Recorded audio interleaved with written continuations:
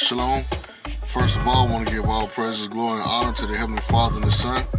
Yahweh Shem Yahushua Barakatah. Double honors to the elders of GMS that taught us the truth out of love and sincerity. And Barakatah, much love, peace, and blessings to you brothers out there that's pushing this truth across the four corners of the globe out of love, humbleness, and sincerity.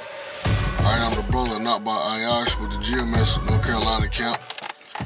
Coming with another episode of Get Your Mind Right. Today's scripture is going to be Joel chapter 3 verse 19. And it says, Egypt, which is talking about America, shall be a desolation. Because Egypt is talking about the house of bondage, which is America. So hey, and then you also referred, since you Egyptologists like to talk about how great Egypt is and Kemet and all this other bullshit, but here's a scripture right here saying that the Lord is going to throw Egypt down. It said Egypt shall be a desolation, even though it's talking about America. It's also talking about the other Egypt over there in Africa, the land of Ham. It said Egypt shall be a desolation, and Edom, talking about you so-called white people, you pink flesh, you pink toes, you rednecks, you crackers, you know what I'm saying? You red people. It said Edom shall be a desolate wilderness. Talking about here in America. And wherever else you Edomites are scattered. America, over in our homeland, Israel, because you pink bastards over there in Israel, you know what I'm saying? Russia, you know, all different parts of Europe, Britain, England, the UK. You know what I'm saying? Wherever you crackers are scattered, the Lord is going to destroy y'all. Yahweh Shem Yahushua is going to destroy every last one of y'all.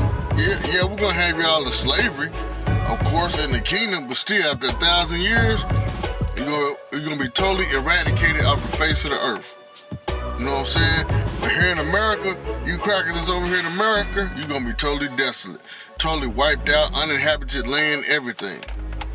And it says, Edom shall be a desolate wilderness for the violence against the children of Judah. Talking about the Negroes, Latinos, and Native Americans. You know what I'm saying? The children of Israel. That's including the even though Judah is talking about Judah, Benjamin, and Levi. You know what I'm saying? The head tribe, the Negroes, the so-called Jamaicans and West Indians and Haitians. It still includes the rest of the tribes, which is the Latins and Native Americans. It said it said for the violence against the children of Judah, because they have shed innocent blood in their land.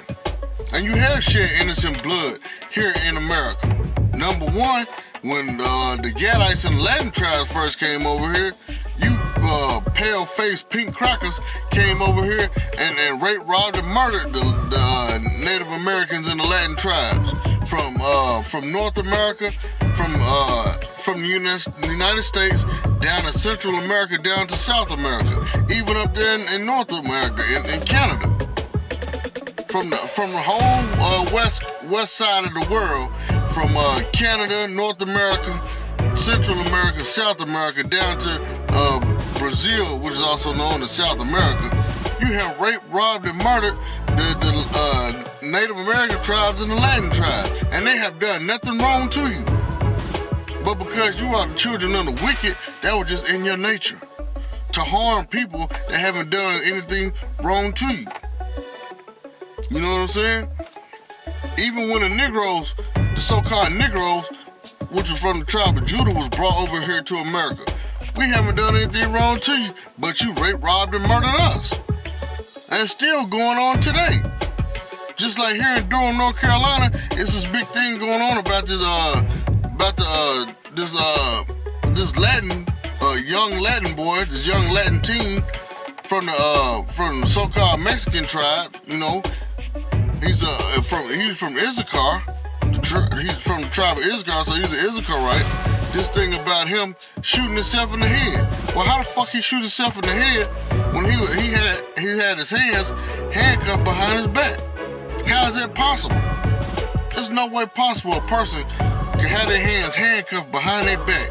You done already pat him down about 4 or 5 times, make sure he had no weapons on him. Then all of a sudden you get to the police station and he shoots himself in the head out there in the parking lot in the back of your squad car. And all he's facing is trespassing charges and vandalism charges, just spray painting buildings. How the fuck is that, man? But that goes to show you the wickedness of you white people.